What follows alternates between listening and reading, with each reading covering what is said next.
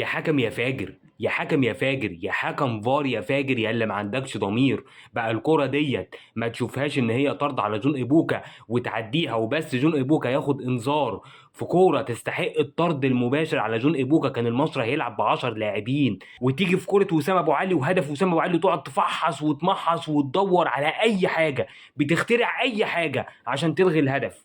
هدف وسام صحيح 100%، هدف ما فيهوش اي حاجه، ولا فيها فاول ولا فيها اوفسايد، وباهر محمدي لاعب الكوره بمنتهى الاريحيه. لكن انت عشان حكم فار فاجر وما عندكش ضمير، كره جون ايبوكا فوتها، وحتى ما فكرتش ان انت تفحصها في الفار. لكن هدف وسام ابو علي لازم نقعد نفحص فيه ونمحص فيه علشان نلغي الجون ونخلي النتيجه 1-1، وما نخليش النادي الاهلي يتقدم في النتيجه. فجر تحكيمي ضد النادي الاهلي. لولا ان النادي الاهلي النهارده يا جماعه احرز اكتر من هدف، النادي الاهلي النهارده كان لا يمكن في ظل التحكيم الفاجر ده انه يخرج كسبان من المباراه دي. الحمد لله ربنا نصرنا على الظلم، وبعدها بدقيقه يا حكم يا فاجر، بعدها بدقيقه طاهر محمد طاهر بيجيب الهدف الثاني. الله يخرب بيوتكم يا شيخ، حسبي الله ونعم الوكيل.